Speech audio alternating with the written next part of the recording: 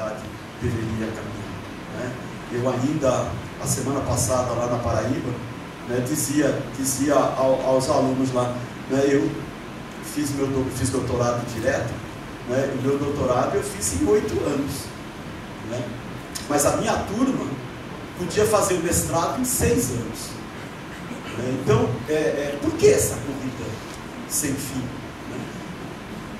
Também tenho consciência que às vezes 6 anos é muito tempo, 8 anos de doutorado é muito tempo, né? Eu mesmo, se olhasse para a minha trajetória, né, dos 8, provavelmente uns 2 eu deixei rolar, porque tinha 8, né? Então fui fazer outras coisas, né, e não usei integralmente os 8 anos, né? Então eu sei que tem tudo isso, mas e também não quer dizer que porque um pós-graduando tem mais tempo, ele vai fazer um trabalho menor. E também não quer dizer, porque ele tem um tempo curto, ele vai fazer um trabalho pior, né? Há pesquisadores que no tempo curto fazem coisas maravilhosas, não é? E há, não é, pesquisadores que no tempo longo não fazem um trabalho significativo. De qualquer forma, não é, o tempo é o Senhor para remover todos os males, né? Então, em geral, mais tempo representa possibilidades de fazer trabalhos melhores. E eu falo assim tranquilo porque circulei por cerca de 10 anos nas comissões de avaliação da CAPES e fui sempre um combatente contra o tempo curto, né? Até porque escolhi a agrária, né? E escolhi trabalhar com os camponeses, que são, né, classes sociais que operam com o tempo lento, né, e não com o tempo rápido da transformação,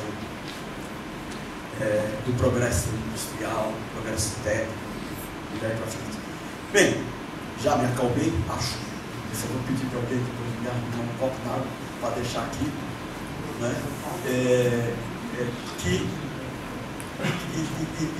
E a outra frente de pesquisa é essa da questão agrária, não é? E que envolve então a formação da propriedade privada da terra. Eu vou mesclar um pouco, não é, das questões que entendi relevantes para trazer aqui para vocês, e espero que vocês tenham paciência, né? Porque a gente sempre prepara essas apresentações achando que vai gastar um tempo, acaba gastando às vezes tempo demais, e nem sempre as pessoas estão aí com tempo de sobra, né, nesse mundo de hoje. Então, a ideia é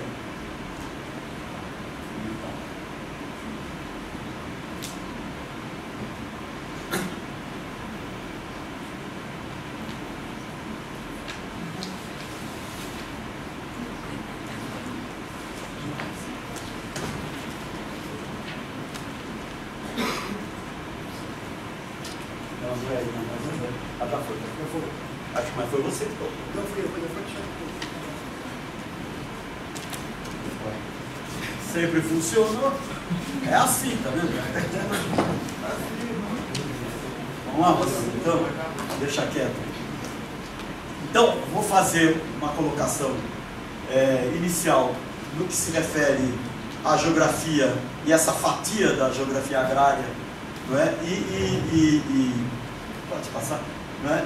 E ela queria destacar as 3 principais correntes, pode botar para frente, as 3 principais correntes de pensamento no que se refere aos estudos agrários, né, no campo da dialética, né, da dialética materialista e da dialética idealista, né, e evidentemente no campo do marxismo.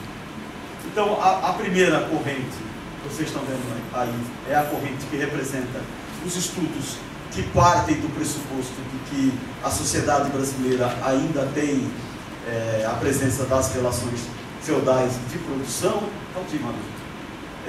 E essa corrente, ela é a mais antiga corrente no interior do pensamento marxista, né? Vocês vão encontrar figuras como Alberto Passos de Magalhães, não é, que escreveu o livro 4 séculos de latifúndio, né, a crise agrária, que são exemplos de autores que seguem essa corrente, ou seja, eles partem do pressuposto de que há uma dualidade, né, uma dualidade estrutural na formação do campo no Brasil, ou seja, né, há ainda um setor assentado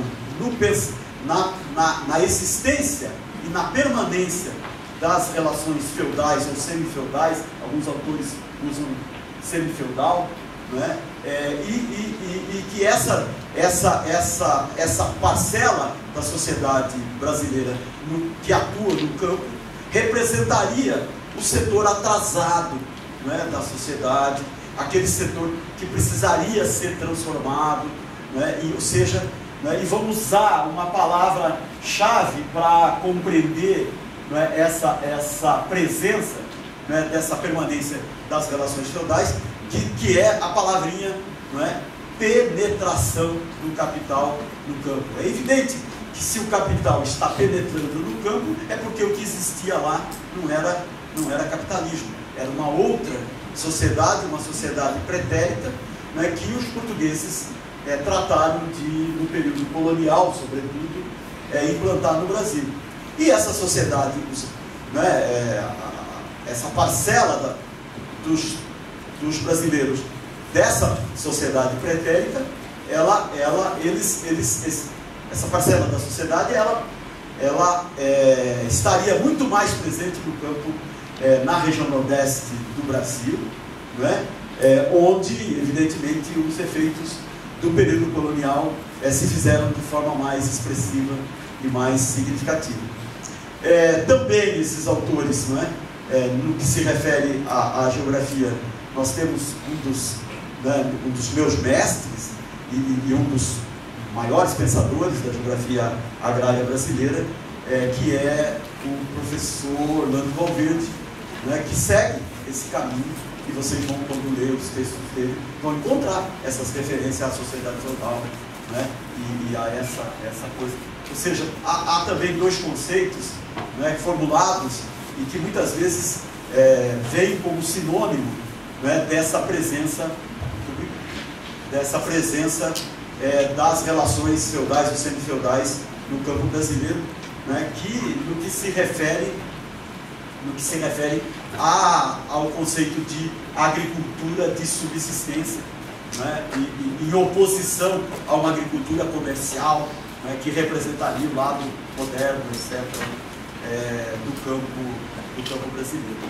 E é evidente que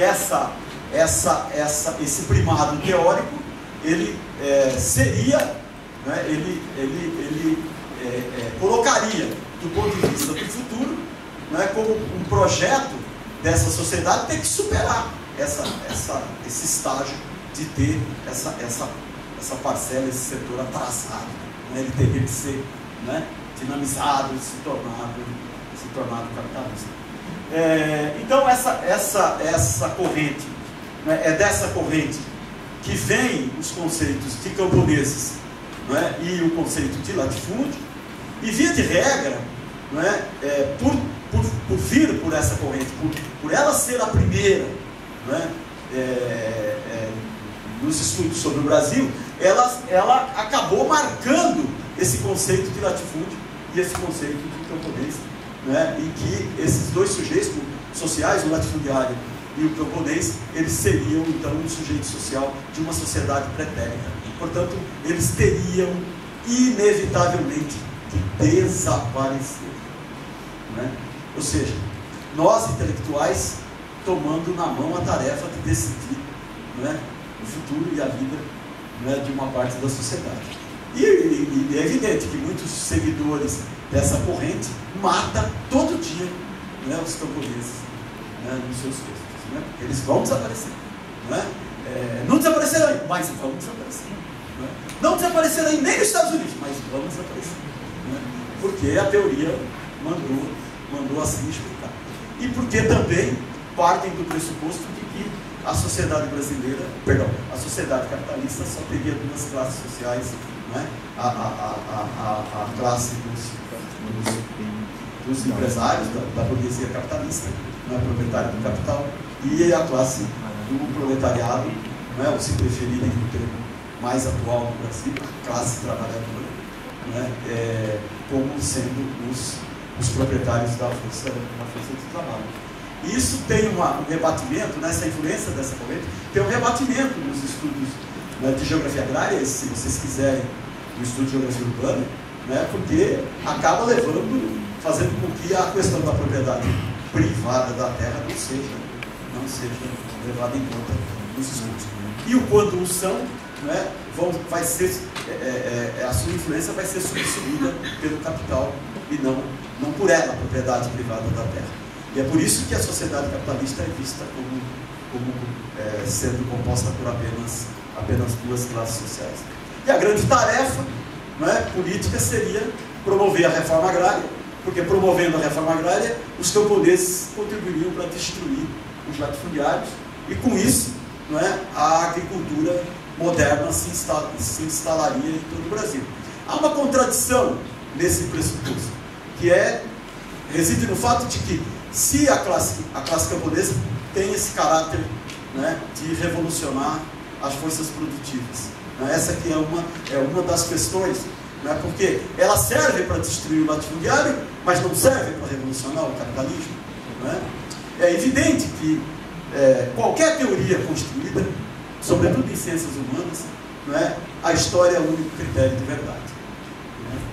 Se o estudo teórico conseguir dar conta de explicar o desenvolvimento da sociedade e os resultados desse estudo for coerente com o que o processo histórico está fazendo, né, a corrente teórica tem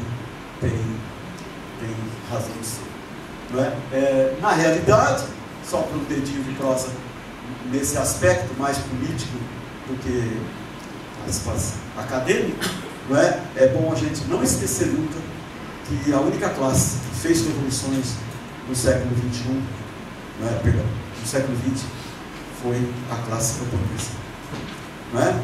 Se vocês estudarem profundamente a Revolução Bolchevique da União Soviética, né, o núcleo central, né, da vanguarda era bolchevista, portanto tinha uma cabeça, né, urbana, se vocês quiserem, né, mas a base, a massa de sustentação da Revolução foram os camponeses. Foram esses mesmos camponeses que revolucionaram, né, a sociedade chinesa, foram esses mesmos camponeses que revolucionaram a sociedade cubana, foram esses mesmos camponeses que ganharam a guerra da maior potência bélica do mundo atual, que é os Estados Unidos, na Guerra do Vietnã. Então, o mundo acadêmico decidiu que não podemos mais falar deles, não é? Porque, afinal de contas, eles tiveram essa importância revolucionária no século passado. E é evidente que é por isso que o Banco Mundial financiou, não é, uma série de estudos, sobretudo na Europa inicialmente, né, na França em particular, né, para produzir novas concepções teóricas e que esses camponeses não existem mais para essas novas correntes, não é? E no Brasil, coube ao Ricardo Abramovay fazer na sua tese de doutorado um estudo, né, sobre o campo brasileiro e substituir os camponeses por esses tais de agricultores familiares que infestou o Estado quando o Fernando Henrique foi presidente da República. Todas as políticas públicas, né, foram dirigidas para esse novo sujeito social chamado agricultor familiar, né, que não representa a classe social nenhuma, né, que é uma obra de uma criação do neoliberalismo, né, enfiado na cabeça dos universitários para poder caracterizar, né, uma parcela da sociedade, né, através da negação da sua história enquanto classe social, né? E criou também outro que é mais, que vocês, aqui, serve mais para quem estuda e faz pesquisa na Amazônia, né, que é essa tal de quem são esses sujeitos sociais? Né? Que conceito mágico é esse que junta índio, quilombola, né, e ribeirinho, para mim, camponeses? Né? Que conceito mágico é esse? Né, se nós estamos diante de sociedades diferentes. Né? Então é preciso fazer essa reflexão, né? E um pouco dessa coisa vem dessa herança, dessa primeira corrente. Né? Que vocês pensam que ela desapareceu? Não desapareceu.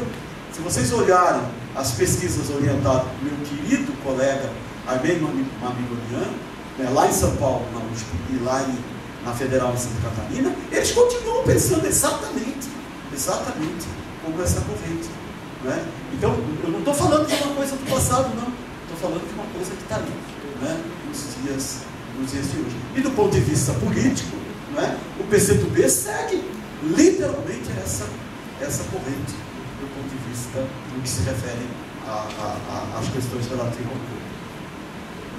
povo. Então, esse processo para essa corrente, esse processo de transformação dos camponeses ou em capitalistas ou em proletários, se daria por um processo de separação, né? Eles, primeiro a economia natural seria destruída, depois separaria a indústria, né, o artesanato e a agricultura, ele se tornaria um agricultor, né, apenas, né, deixaria as práticas do artesanato, né, e por fim, em função de pegar dinheiro no banco, tomar empréstimos e os preços dos seus produtos caírem no mercado, ele perderia as terras, né, e há pesquisadores que escrevem por juntos.